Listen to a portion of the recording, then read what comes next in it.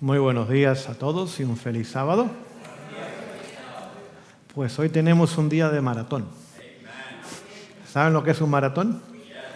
Son 42 kilómetros o 26 millas. Y el día hoy está cargado en la mañana y en la tarde, pero el Señor también ha llenado el día de sus bendiciones. Ya hemos recibido algunas de ellas, pero hay muchas más que tiene preparadas para nosotros. Queridos, estos congresos les queda muy poco tiempo. Ojalá que entendiéramos eso. ¿Cuánto me pesa ver que el pueblo de Dios no aprovecha estas oportunidades? Dice que llegará el momento donde estaremos solos. Y la fuerza que podremos tener en ese momento es de aquellas que almacenamos durante estas reuniones. Las reuniones en casa, donde tiempo para orar, para estudiar, congresos, campamentos, cultos. Es el tiempo de llenar las baterías. ¿Me explico en esta mañana? Y la mayoría, muy poco interés. Es decir, que lamentablemente, entonces no estamos recargando las baterías para el tiempo difícil que nos espera muy pronto. Hay algunos que son miembros de sábado nada más. Y algunos son como la tienda 7-Eleven, el séptimo día a las 11 de la mañana. Queridos, no es tiempo para eso. O somos lo que decimos que somos, o no somos. O estamos en lo que debemos estar, o no estamos. La gente por cualquier razón deja de asistir a la iglesia, pero no al trabajo. Y aunque sea a las 5 de la mañana, ahí se tienen que levantar y pasar trabajos sin desayunar. Aunque se sientan mal, ahí están. Y son 8 horas. Y no faltan por un cheque. Pero por cualquier razón, que el tiempo, el calor, el frío, la lluvia, me duele la cabeza, no dormí bien anoche, ya no venimos a las cosas del Señor. Pero no olvides, se nos ha dicho que somos responsables por la verdad que podíamos haber escuchado, pero decidimos no escuchar. Así que aun cuando faltamos, el Señor nos tiene responsables, nos dio la oportunidad. ¿Qué hicimos con ellas? Es nuestra decisión. Pero somos responsables por toda esa información que el Señor puso a nuestro alcance. En esta mañana yo quiero animarles porque el tiempo que queda es tan corto que posiblemente, quién sabe si este sea uno de los últimos congresos que tengan. No los pierda. Si hay una semana de oración, propóngase que va a estar ahí. Aún si tiene que hacer arreglos en su trabajo o en su estudio, hágalo. ¿Cuánto vale Jesús? ¿No es la perla de gran precio? ¿No es el tesoro? ¿Y por qué ponemos otras cosas en lugar de Él? Que no podemos llevar al cielo. Pero Él es el único que nos puede ayudar a llegar al cielo. Así que en esta mañana les exhorto, les animo, para que cada vez que usted y yo tengan la oportunidad de reunirnos, de congregarnos, de estudiar, de orar, estemos presentes. Porque cada uno de esos eventos es para el Señor usarlo para fortalecer nuestra fe. Señor nos bendiga en esta mañana. Vamos a ir a la parte 2 de lo que comenzamos anoche. Vamos a hacer algunas preguntas. Los que no estuvieron presentes, pues escuchen nada más. De acuerdo a Mateo 24, 14 y 15, ¿qué evento profético importante es el siguiente en la profecía? No. Antes, después de eso, hay un evento profético. No estamos hablando. La ley dominical. Siguiente evento de la profecía que debe tomar lugar es ese. Recuerden que hablamos anoche, la abominación desoladora. ¿Okay? Pero antes que llegue ese momento profético, hay un evento evangelístico. Exactamente.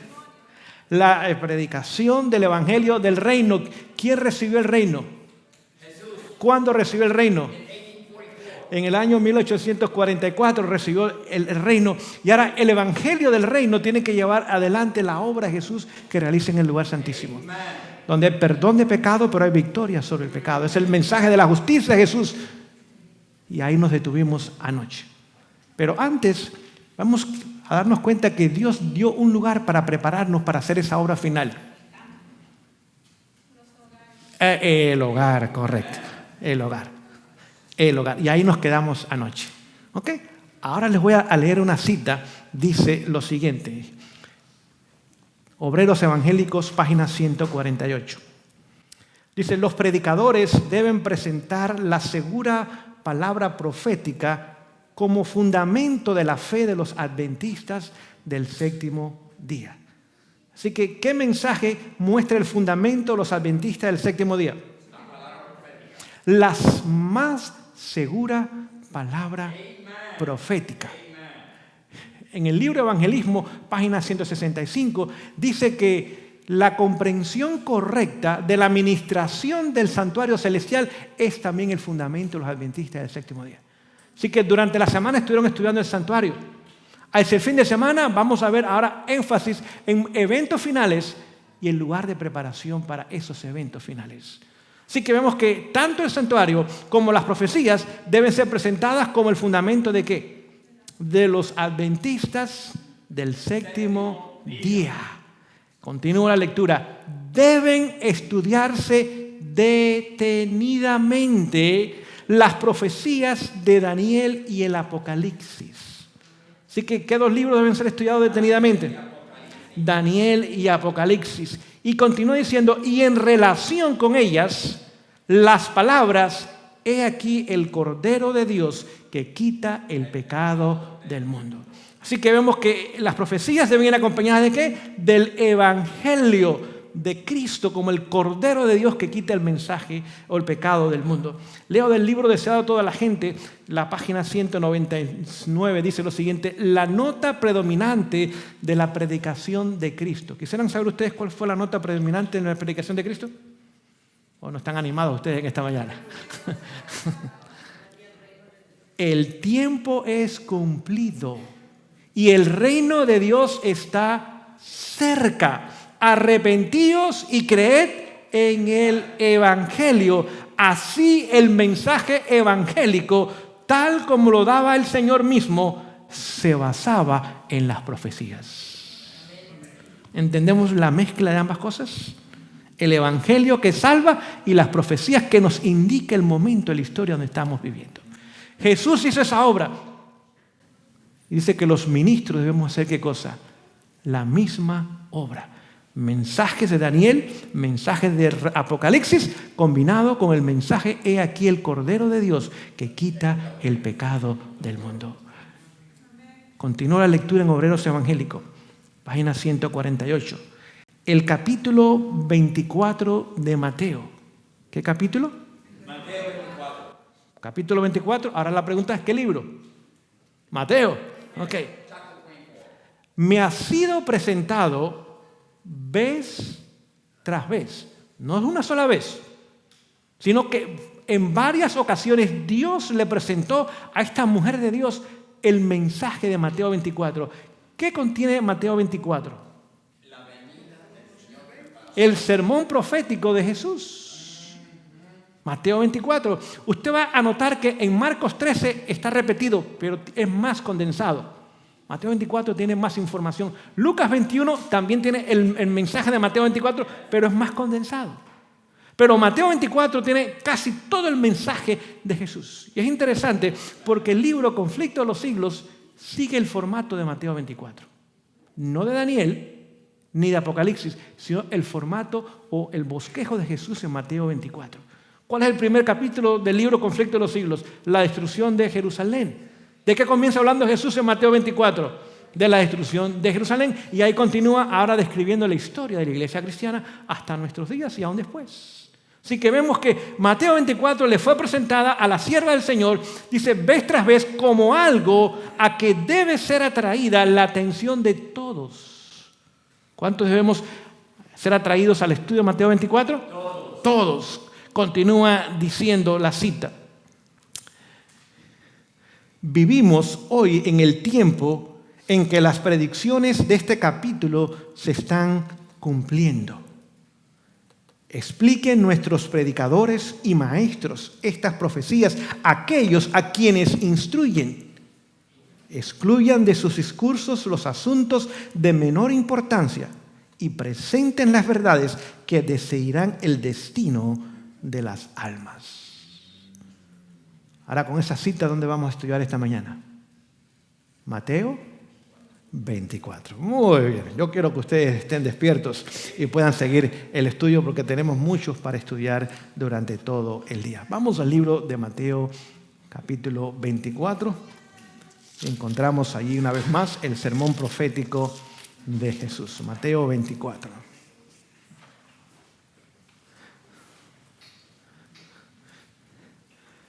Vamos a leer comenzando en el verso 37. Mateo 24, 37 dice: y como en los días de Noé, así también será la venida del Hijo del Hombre. Porque como en los días antes del diluvio estaban comiendo y bebiendo, casándose y dándose en casamiento, hasta el día en que Noé entró en el arca. ¿Okay? De las muchísimas historias que hay en el Antiguo Testamento, Jesús nada más escogió 2 historias para describir las condiciones del mundo antes de su venida. ¿Cuál es la primera historia que escoge? Noé. ¿Cuál fue la segunda historia que escoge? Sodoma y Gomorra. Así que como los días de Noé y como los días de Lot, y vamos a ver ambas historias, así será los días antes de la venida del Señor. Continuemos la lectura, verso 38. Porque como en los días antes del diluvio estaban comiendo y bebiendo, casándose y dándose en casamiento, hasta el día en que Noé entró, ¿dónde? En el arca. Pregunto yo, ¿hay algo malo con comer y beber y casarse? No hay nada.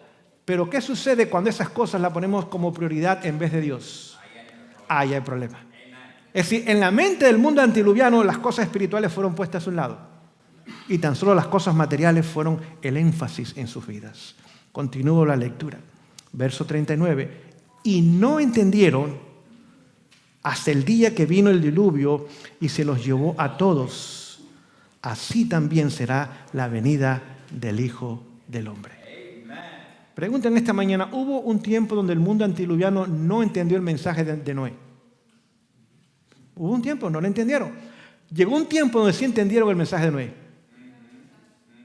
Sí, lo entendieron. ¿Cuántos lo entendieron? Todos. El problema es que era muy tarde para entrar al arca. Y la historia se va a repetir. No olviden, muchos que ayudaron a construir el arca no entraron al arca. No olviden eso. Muchos adventistas que profesaron este mensaje no van a entrar al reino de los cielos. Hicieron obra misionera, conocían de profecías del santuario, conocían doctrinas, conocían normas cristianas, pero no van a entrar al arca. Y vamos a ver las razones. Es más, si usted quiere leer el capítulo, está en el Patriarca y Profeta, se llama El Diluvio. Léalo en casa. Ahí hay 7 razones por las cuales el mundo antediluviano no entró al arca. 7 razones. No vamos a hablar de todas ellas porque queremos estudiar las 2 historias dentro del tiempo que nos queda, pero hay 7 razones donde el mundo antediluviano tuvo la oportunidad y no lo hizo. Así que vemos que Jesús ahora toma la historia de Noé y la lleva al tiempo del fin. Vamos a estudiar brevemente la historia de Noé. Vamos al libro de Génesis. Génesis, capítulo 6. Génesis, capítulo 6. Y vamos a comenzar a leer en el versículo 1. Génesis, capítulo 6. Vamos a comenzar a leer en el versículo 1. Génesis 6:1. Voy a leer en forma audible. Por favor, siga la lectura con sus ojos porque hago preguntas todo el tiempo.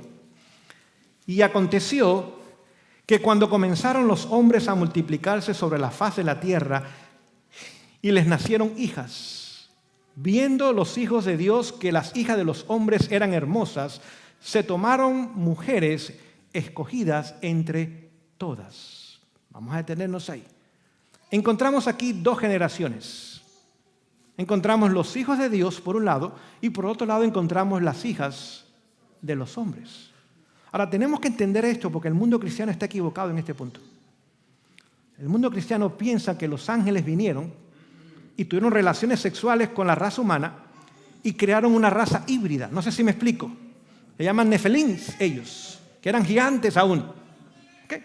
Bueno, los antediluvianos eran gigantes. No por la mezcla de ángeles con seres humanos, eran gigantes porque fueron hechos gigantes. Se han encontrado los fósiles de los hombres antediluvianos y medían 25, 20 pies de altura. Pesaban 1.500 libras y no estaban gordos. Pónganse a pensar. Y las mujeres, pues obviamente, Adán tendría problema en llegar a esta iglesia aquí.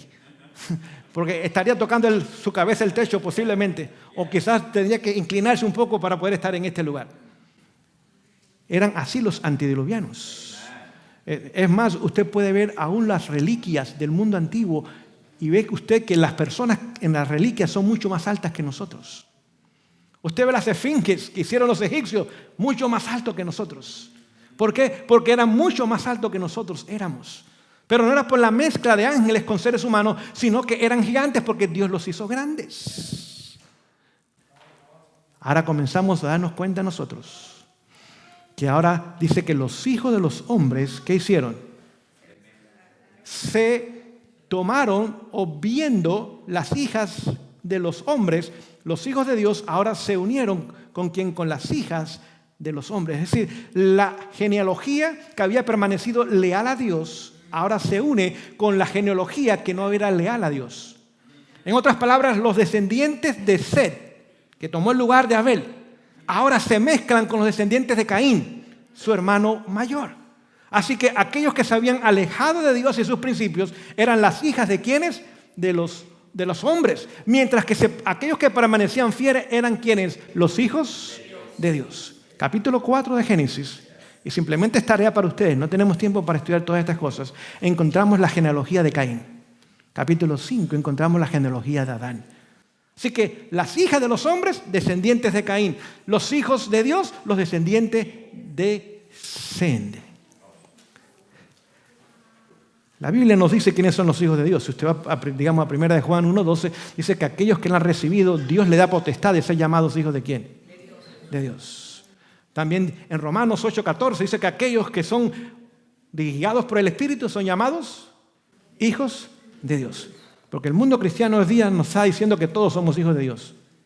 Eso no es cierto, incluyendo el Papa. No, todos somos hijos. No todos son hijos de Dios. Todos somos criaturas de Dios. Pero no todos somos hijos de Dios. Los hijos de Dios son aquellos que están unidos a la familia del cielo a través de Cristo Jesús. Esos son los hijos o las hijas de Dios. Pero no son todos hijos de Dios. Tan solo somos todos criaturas de Dios. Por lo tanto, la raza leal dice que vio, observó, miró. ¿Quién? A las hijas de los hombres. ¿Y qué hicieron con ellas? Se unieron a ellos. Los que estaban anoche van a saber la respuesta. ¿Qué comenzó a usar Satanás para destruir la fe cristiana? Un hogar dividido.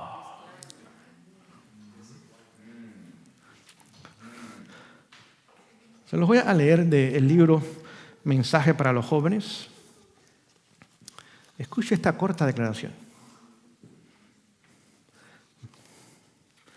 Dice Satanás, página 321. Satanás se ocupa activamente de influir sobre quienes no se han de llevar bien para que unan sus intereses. Lo voy a repetir. Solteros, abran los ojos, abran los oídos. Satanás se ocupa activamente, no hay descanso, en unir a aquellos que él sabe que no se van a llevar. ¿Cómo llevamos esto? Matrimonio. ¿Cuál fue la primera institución que Dios creó? El matrimonio. Anoche lo oímos. ¿Para gloria de quién? ¿En beneficio de quiénes? De la humanidad. Ahora Satanás comienza a deshacer la obra que Dios había hecho y comienza a crear el mundo antediluviano. Continúa la cita diciendo, Satanás se regocija en esta obra. Así que cuando hay bodas, ¿quién está muy contento usualmente?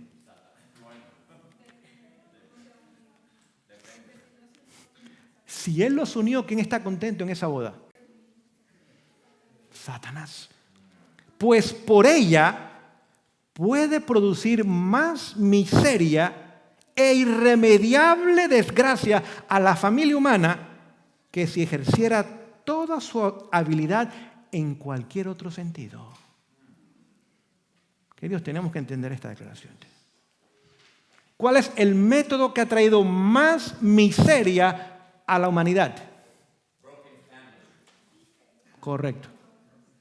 Familias divididas donde hay un creyente y un no creyente. Note, creyente no es el que se bautizó. Porque hoy día a todos los bautizan. Es más, si usted se acerca al bautisterio, quizás le empujan para que se caiga y ya queda bautizado ya usted. Es decir, que el bautismo no nos hace creyente, el bautismo nos hace miembros de una institución. No sé si me explico. Creyente lo hace la presencia de Dios en la vida de la persona. ¿Okay? ¿Qué ha traído más desgracia a la humanidad? No tan solo miseria, sino que hogares que Satanás ha unido. Usted ve que la gente se casan con bríos y usualmente terminan con escalofríos. Muy bonita la boda, muy elegante los novios, mucha comida sabrosa. Y a medida que va pasando el tiempo, a medida que... se llama Mensaje para los Jóvenes. El capítulo se llama Matrimonios prudentes e imprudentes, página 321. Así que Satanás comenzó a obrar en el mismo lugar que Dios había comenzado a obrar. Dios establece el matrimonio para gloria de Él y para beneficio de la humanidad. Y ahora Satanás dice, un momento, yo voy a pervertir lo que Dios ha hecho. Y voy a unir a personas que no se llevan. Y voy a traer desgracia. Dice, miseria que no se puede reparar. No tenemos idea cuántos hoy día casados quieren estar solteros. Y lamentablemente los solteros quieren estar casados porque no saben lo que están pidiendo. Ahora comenzamos a darnos cuenta dónde Satanás comenzó a trabajar. A través de la destrucción de la institución que Dios había establecido. Note, los hijos de los hombres no dejaron que Dios escogiera para ellos. Ellos escogieron para sí. Pregunto, ¿el matrimonio es obra de Dios o es obra del hombre? Obra de Dios. Obra de Dios. ¿Lo que Dios ha unido lo puede separar el hombre? No puede. Entonces, ¿el divorcio es obra de quién? De Satanás. ¿Y por qué es obra de Satanás? Porque Satanás puede deshacer lo que él hizo. La única razón bíblica de divorcio es la infidelidad. Y aún hay puerta para el perdón y la restauración. ¿Entendemos eso? Hoy día la gente se casa y se divorcia como nada. Ese no es el plan de Dios. Satanás está detrás de ese plan. Ahora se pueden casar y pronto van a legalizar la poligamia. Cuando las personas se pueden casar con varias personas, y la pedofilia, cuando pueden tener relaciones los adultos con los niños también. Lo vamos a ver, que es como los días de Lot, lo vamos a ver. No les estoy inventando, les estoy diciendo lo que va a suceder porque Dios lo dice en su palabra. Dios no se equivoca. Dios no se equivoca. Así que los hijos de los hombres, en vez de escoger o permitir que Dios escogiera, ellos escogieron. ¿Quién escogió la esposa a Adán? Dios. ¿Quién escogió la esposa a Isaac? Dios a través de quién? De Abraham. Y Abraham a través de su siervo. ¿Quién escogió la esposa a Sansón? ¿Y cómo le fue? ¿Era bonita? La palabra Dalila significa deliciosa. No tan solo era bonita, era coqueta. Era atractiva la mujer. No era cualquiera mujer, era una modelo. Pero le costó los ojos, le costó la novia y le costó la vida. Si no es por la gracia de Dios, le hubiera costado la vida eterna también. Es decir, que cuando el ser humano escoge y pone a Dios a un lado, ¿quién está escogiendo por el ser humano? Satanás. Porque tan solo Dios puede unir a un hombre y a una mujer. Cuando Dios unió a Adán y a Eva, dice que los hizo una sola. ¿En qué universidad puede usted estudiar eso? Ninguna. ¿Qué psicólogo, qué pastor, qué ministro puede hacer esa obra? Ninguno. Tan solo Dios. Y Dios sabe cuál es la mujer para mí y sabe cuál es la mujer que necesita o el esposo que necesita esa mujer. Yo no sé. Yo me puedo guiar por la figura y puede ser de guitarra, pero después termina siendo pera, porque los años pasan, ¿no? Así que, pero ahora Dios sabe cómo escoger porque Él conoce el temperamento y el carácter de cada uno de ellos. Y lo que Dios hace, el hombre no lo puede separar. Así que cuando vemos el divorcio, ¿es la obra de quién? De Satanás. Y comenzamos a verlo ¿dónde? En el mundo antediluviano. Cuando los hijos de Dios escogieron para sí, en vez de permitir que Dios escogiera para ellos. Dice que vieron los hijos de Dios que las hijas de los hombres eran como hermosas. Y se tomaron mujeres, no Dios, ellos, tomando entre todas. Y viendo los hijos de Dios, verso 2, que las hijas de los hombres eran hermosas, se tomaron mujeres escogiéndolas entre todas. Y dijo Dios, no contenderá mi espíritu con el hombre para siempre, porque ciertamente él es carne, mas serán sus días 120 años. Es decir, esa unión trajo bendición a la humanidad, trajo gloria a Dios, o exactamente lo opuesto. Lo opuesto. ¿Qué vieron los hijos de los hombres en estas mujeres? Vamos a la Biblia. Vamos al capítulo 4. Ahí describe la descendencia de Caín. Capítulo 4, verso 17. Y conoció Caín a su esposa, la cual concibió y dio a luz a Enoc. Y edificó una ciudad. ¿Quién es el primer ser humano que establece una ciudad? Caín. ¿Qué espíritu predomina en la ciudad de ese día? ¿Era homicida Caín? ¿Desleal a Dios? ¿Indiferente a las cosas espirituales? ¿Había abandonado su hogar? ¿Qué espíritu predomina en la ciudad de ese día? El mismo espíritu de Caín. Por eso Dios dice, no residan en las ciudades. Pero el pueblo de Dios no quiere hacer eso. El pueblo de Dios quiere hacer su voluntad. No, que estoy haciendo la obra misionera. No, la obra misionera se hace al estilo Enoc. Enoc vivía fuera de las ciudades, pero no abandonaba las ciudades. Regresaba a las ciudades, trabajaba en las ciudades, tomaba personas de las ciudades, las llevaba a su casa y terminaba de evangelizarlas y después serán bautizadas. Pero el pueblo de Dios no quiere entender estas cosas.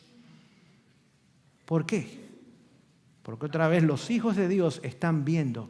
No Dios está decidiendo, sus ojos están decidiendo por ellos, aún donde residen. Así que Caín establece una ciudad. Y escuche, y llamó el nombre de la ciudad del nombre de su hijo, Enoc. Así que ahora le pone a la ciudad el nombre de su hijo. Continúa la lectura, verso 19, perdón. Bueno, 18 lo vamos a pasar porque habla de algunos descendientes nada más. Bueno, vamos a leer 18 si usted quiere. Y a Enoc, el hijo, le nació ahora otro hijo, y este hijo se llamaba Irak. E Irak engendró a Mehujael, y Mehujael engendró a Matusael, y Matusael engendró a Lamec. Verso 19. Y tomó para sí Lamec 2 esposas. ¿Dónde comienza a haber ahora poligamia, pero infidelidad en el voto matrimonial? ¿Qué descendencia mostraba inclinación de un hombre por más de una mujer? La descendencia de Caín. Lo vemos hoy día otra vez. Donde un hombre o una mujer se siente atraído por otra persona aparte de su esposa. Y continúa diciendo, y el nombre de una fue Ada. ¿Qué significa Ada? El nombre Ada significa ornamentos o joyas. ¿Qué comenzaron a ver los hijos de Dios que le atrajeron por la belleza de las hijas de las mujeres? Los ornamentos y las joyas que tenían.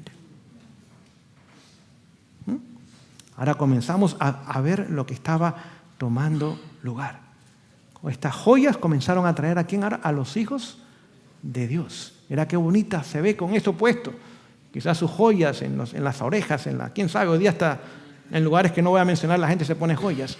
Es decir, que ahora estas joyas comenzaron a llamar la atención, ornamentos llamaron la atención ¿de quién? De los hijos de Dios a las hijas de los hombres.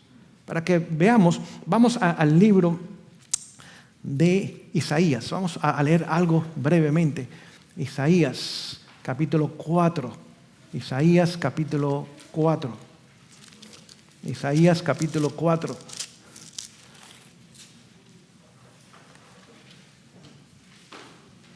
Nos vamos a comenzar a leer en el capítulo 3. Terminamos el capítulo 4. Isaías 3.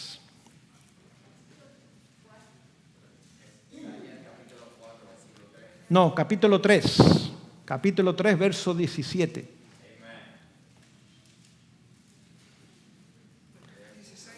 16. Bueno, podemos comenzar en el 16. Asimismo dice Jehová, por cuanto las hijas de Sión se ensoberbecen. ¿Qué palabra podemos cambiar por ensoberbecerse? Orgullo. Orgullo. ¿Ok? No olvide esa palabra. Las hijas de Sión están como llenas de orgullo y andan con el cuello erguido y ojos pintados. Cuando andan, van danzando y haciendo son ¿con qué? Con los pies. Por tanto, el Señor raerá la cabeza de las hijas de Sión y Jehová descubrirá ¿qué cosa? Su vergüenza. Queridos, ¿estamos entendiendo lo que estamos leyendo esta mañana? ¿Qué pasaba con las hijas de Sión? Estaban llenas de orgullo. ¿Y cómo estaba su cuello? Erguido, ¿no es así? Es decir, orgullo. Mírenme qué bonita, qué atractiva yo soy. ¿Y cómo andaban? Dice que cuando andan, ¿van qué? Danzando. Un momento, ¿será que la forma que camina una mujer puede atraer a un hombre? Sí, los hombres contestaron que sí, las mujeres no contestaron. Es decir, aún la forma como una mujer camina puede llamar la atención ¿de quién? De los hombres. ¿Entendemos eso, queridos, en esta mañana? ¿Damas? Claro que sí. Claro que sí. Así que aún la forma de caminar, Dios tiene consejo para las damas. Y para los hombres, porque hay hombres que caminan también de una forma provocativa. Y tiene consejo para ambos. ¿Cuál era el problema de las hijas de Sión? El orgullo. Ahora vamos a detenernos ahí. ¿Qué causó la caída de Sodoma y Gomorra? ¿Qué causó la caída de Sodoma y Gomorra? Vamos a Ezequiel. Ezequiel 16. Ezequiel 16. Cerquita del profeta Isaías, usted va a seguir Jeremías, Lamentaciones y después viene el libro de Ezequiel. Capítulo 16, Ezequiel 16. Ezequiel 16, 49. Ezequiel 16, 49 dice: He aquí que esta fue la maldad de Sodoma, tu hermana. ¿Cuál fue la primera razón? ¿Cuál fue lo primero del mundo antediluviano? El orgullo. ¿Cuál fue la primera razón del mundo en los días de Lot? El orgullo. Pregunto yo, ¿el movimiento homosexual tiene un mes de orgullo? ¿De dónde sale? En junio. Así que... Pride, en inglés es pride. Inclusive ellos le llaman Pride Parade en Nueva York. Claro. Si queremos algo más claro que eso, yo no sé cómo usted buscaría, pero así se titula eso. Pride Parade. Me gusta que ustedes están conmigo esta mañana. Están uniendo los cabos. Lo primero que usó Satanás es destruir la familia y traer orgullo. en el mundo antediluviano y vamos a Sodoma y Gomorra y encontramos lo mismo. Usualmente decimos, no fue el homosexualismo que destruyó Sodoma y Gomorra. No, esa fue la evidencia del orgullo que había en esa ciudad. Es más, si vamos al espíritu de profecía, dice que el orgullo llevó a cambiar al mundo de Sodoma y Gomorra su forma de vestir. Dios había diseñado una forma de vestir para el ser humano, pero el orgullo ahora lo llevó a cambiar su forma de vestir. Dice que los hombres adoptaron el vestir de las mujeres y las mujeres el vestir de los hombres. Lo vemos hoy día. Lo vemos hoy día, querida iglesia. Como los días de Lot. Como los días de ¿quién? De Noé. Dios no se equivoca. Así que el orgullo, y aún este movimiento homosexual se llama orgullo homosexual. Pregunto yo, ¿cuál fue la razón de la caída de Satanás del cielo? El orgullo. El orgullo lo llevó a pensar que podía ser Dios cuando era criatura. El orgullo dice que cuando se vio su hermosura, su corazón se llenó ¿de qué? De orgullo. Y ahora cuando la gente se llena de orgullo, ¿qué hace? Imita a Satanás. Y Satanás ahora trae un matrimonio falso homosexual. Y aún se legaliza. Como era en Sodoma. Cuando llegaron los 2 ángeles a Sodoma, los hombres estuvieron allí. Capítulo 19 de Génesis. Dice que desde el menor hasta el mayor era completo la ciudad de Sodoma. Y si hubieran sido los ángeles, si hubieran tomado forma de mujer, las mujeres hubieran hecho lo mismo. Porque el mal imperaba en ambos sexos. Es más, no tan solo había homosexualismo en Sodoma, eran bisexuales, porque Lot le ofrece las hijas. Dice, yo sé que a ustedes también les gusta el otro lado de vez en cuando. Quisieran, no, esta noche no queremos mujer, esta noche queremos hombre. Eran bisexuales. Lo que vemos hoy día. Lo que vemos hoy día. Donde dicen que el género es líquido. No sé si me explico. Que eso cambia, depende del sentir de la persona. A veces soy hombre, a veces soy mujer. Pero dice que el orgullo confundió la mente de Satanás. Porque lo hizo pensar que podía ser Dios. Y el orgullo confunde la mente de la gente hoy día, donde un hombre piensa que es mujer y una mujer piensa que es hombre. Lo es. Así que ahora vemos cómo el orgullo toma lugar en el mundo antediluviano y cómo el orgullo toma lugar en el día de Sodoma y Gomorra. Y como esos días, Jesús dice, serán los días de mi venida. Vemos que ahora vamos a regresar a terminar con Génesis capítulo 4. Ya nos quedan 10 minutos, pero vamos a seguir, todavía tenemos la parte 3. Génesis capítulo 4. Dice que Lamec, versículo 19, tomó 2 mujeres. La primera era ornamento, hada. Significan ornamentos o joyas. El nombre de la segunda era Sila. Significa danzas o bailes. ¿Quiénes danzaban? ¿Los hijos de Dios o las hijas de los hombres? ¿Quiénes danzan hoy día también? Las hijas de los hombres. Vemos que lo que vemos hoy día no es nuevo, querido. Ya estaba mucho antes que llegáramos a la existencia. Así que ahora vemos que Ada, vamos a avanzar rápido, Ada dio a luz a Jabal, el cual fue padre de los que habitan en tiendas y crían ganados. ¿Por qué criaban ganados? Mascotas. No, comenzaron a comer la carne. Dios no había dado permiso todavía. No fue hasta después del diluvio donde Dios permite el consumo de carnes y no de todas carnes, algunas carnes y sin sangre. Usted no conoce ninguna vaca roja, así que la carne roja no es que de vaca roja, es sangre en la carne. Y no era para los judíos, era para todos. Noé no era judío. Abraham fue el primer judío, pasaron 10 generaciones todavía para que llegara Abraham. Por lo tanto, la carne roja no debe ser consumida, ni aún hoy día, porque tiene ¿qué? Sangre. Y la sangre dice que es la vida, pero también la enfermedad. Cuando vamos al médico, ¿cuál es el primer examen que nos hacen?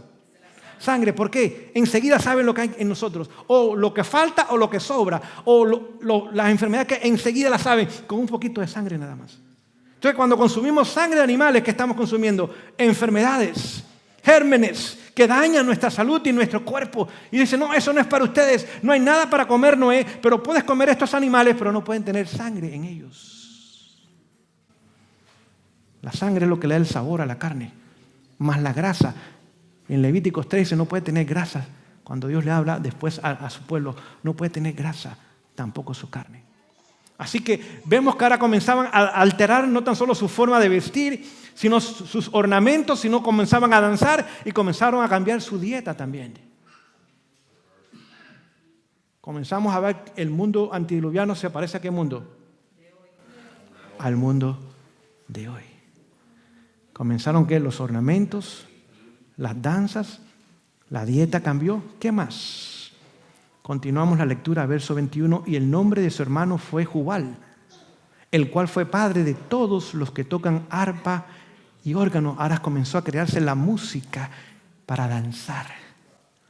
¿Qué más dice el relato bíblico? Verso 22. Y Sila también dio a luz a Tubal Caín, artífice de toda obra de bronce y de hierro. Los ornamentos. Y termina diciendo, y la hermana de Tubal Caín fue Naama. Naama significa coqueta, seductora, atractiva. Así que esos tres nombres, no olviden, en la Biblia los nombres tienen un significado. Esos tres nombres nos comienzan a mostrar por qué los hijos de Dios comenzaron a fijarse en las hijas de los hombres y comenzaron a casarse con ellas. Decían, no, esas muchachas de la iglesia son muy aburridas, están muy pálidas. No tienen color, no se alimentan bien, no saben cocinar bien. Las otras sí, mira cómo se mueve, mira cómo camina, mira cómo se viste. Esa es la que yo quiero. Naama significa mujer coqueta, mujer seductora. Es decir, el vestir comenzó a influir ahora. Pregunto yo, ¿el vestir es importante en la vida cristiana? Sí. ¿Qué fue lo primero que trajo el pecado cuando Adán y Eva pecaron? ¿Se quedaron cómo? Desnudos. Lo primero que hace Satanás es desnudar a una persona. Si no vea las modas de hoy. ¿Saben que los modistas más famosos son hombres, pero son homosexuales? No, gay no son homosexuales. Gay significa feliz. No son gay, son homosexuales. Ese es el nombre que ellos quieren que le den. Son homosexuales, el nombre que tienen en la Biblia y en la sociedad es homosexual. Gay es el nombre que ellos quieren tener porque quieren aparentar que son felices. El grupo que más suicidio comete en el mundo son los homosexuales, porque son los más deprimidos y los más tristes y los más vacíos. Por eso no tenemos que rechazarlos, tenemos que amarlos y llamarlos a Jesús. Para que el vacío que hay en su vida se pueda ser llenado, no de un hombre con otro hombre, sino del Salvador del mundo en sus vidas. Tenemos que trabajar para alcanzarlos. Porque el orgullo es lo que lo ha llevado a esa condición. Y todos tenemos ese elemento de orgullo. Dice, palabra de bien gran maestro, que el orgullo es el pecado más difícil de curar. Y todos lo tenemos, todos. El que diga que no, ya muestra que lo tiene. Todos somos orgullosos por naturaleza. Y es el pecado más difícil ¿de qué? De curar. Pero dice que la gracia del Señor puede traer cura al pecador que reconoce su condición de orgulloso. Dice que no hay límite a lo que Dios puede hacer cuando el orgullo es puesto a un lado. Ahora Dios nos puede usar sin ningún problema. Por lo tanto, ese elemento tiene que salir de nuestras vidas y de nuestros corazones. Así que comenzamos a darnos ahora a esta mujer Naama con su vestir atractivo. Me imagino que media desnuda como estaba Eva, porque Eva se puso un delantal. ¿Cubre mucho el delantal? ¿Enseña mucho? Sí. Hay muchas mujeres que parecen maestras porque enseñan mucho. Pero ese no es el plan de Dios. Y no es que esté enseñando lo que deben enseñar, enseñan lo que no deben de enseñar. Pregunto yo, ¿un delantal tiene mangas? ¿Es corto? ¿Espaldas descubiertas? ¿Muestra la mitad de los senos? Las modas de hoy día. ¿Quién las hizo? Satanás. Cuando Satanás le dijo a Eva y a Adán cómo vestirse, dice, mira, simplemente ponte un delantal, te vas a ver maravillosa, Eva. Vas a conquistar a todos los hombres. Y Adán, tus músculos los vas a mostrar y tu pecho lleno de pelo, puro hombre va a ser. Y Adán y Eva, eso es lo que queremos ponernos. Cuando llegó Dios, ¿qué pasó con esa vestimenta? ¿Hubo vergüenza en ellos? ¿Y se escondieron de la presencia de Dios? ¿Y Dios los vistió? ¿Qué les puso? Una túnica. ¿Túnica cuánto cubre? ¿Tiene mangas? Desde el cuello hasta abajo. Esa es la vestimenta del cristiano. El cristiano, sobre todo las damas, se nos ha dicho que de cada 10 damas, 9 son esclavas de las modas. Y lo puede ver aún en la iglesia usted. La moda controla la mente de muchas mujeres. Algunos hombres también, pero más de las mujeres. ¿Por qué? Porque el vestir demuestra la condición del corazón. Dice que nuestra vestimenta es un índice de la condición de nuestro corazón. Dice el libro El Ministerio Curación. Es más, léerles algo del hogar cristiano. A ver si recuerdo la página y la puedo encontrar y se la puedo leer en esta mañana. Vamos a terminar, después vamos a seguir. Ya el tiempo ha terminado. Bueno, es que este libro no tiene las páginas, el orden de las páginas correcta, porque es una nueva versión.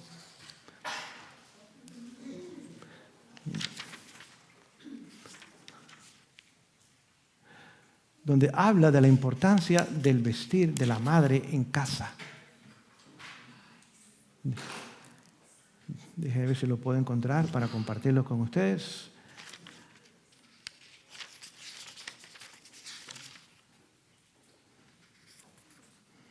Bueno, no lo encuentro, pero después lo voy a buscar con más tiempo y lo voy a compartir. Pero sí les voy a leer algo del libro de educación. El libro La Educación. Página 240. No puede ser completa ninguna educación. Pregunto yo, ¿en el hogar qué se hace con los hijos? ¿Y cuál es la persona que mayormente hace esa obra en el hogar? La madre. La madre. Estamos hablando de la educación. Dice que ninguna obra de educación puede ser completa, al menos que se le enseñe principios sanos en cuanto al vestir. ¿Captaron eso? Así que cuando estamos educando a nuestros hijos en casa, ambos padres ¿de qué deben ser cuidadosos? De su vestimenta. Porque la educación no es completa, al menos que estén bien vestidos. ¿Qué sucede si están vestidos? Porque hay otra cita que dice que a veces algunas madres se visten de tal forma que espantarían al espantapájaro. Testimonios, volumen 1, habla, hay 2 capítulos que habla del vestir. Dice que espantarían al espantapájaro. Aquí está mi esposo y los hijos, me voy a poner lo que sea hoy. Arrugado, feo, sucio. No, dice que eso deforma la educación y el carácter de los hijos. Pregunto yo, ¿el esposo y los hijos no deben ser los que vean a la madre mejor vestida? Pero vieron un extraño, allá van al baño y ahí se peinan y se visten y se ponen medias, muy bonita. Y para el esposo y los hijos, el espantapájaro. Y para los extraños, el modelo. Eso tenemos que entenderlo porque en nuestros países hispanos eso se ve mucho. Lamentablemente, no hay cuidado. Dice, no puede haber ninguna educación completa que no enseñe principios sanos en la indumentaria. Y más adelante vamos a ver la importancia aún en el hogar. Vamos a terminar aquí, continuamos después en el culto. Vamos a ver qué más pasó con el mundo antediluviano. El Señor bendiga el estudio de su palabra.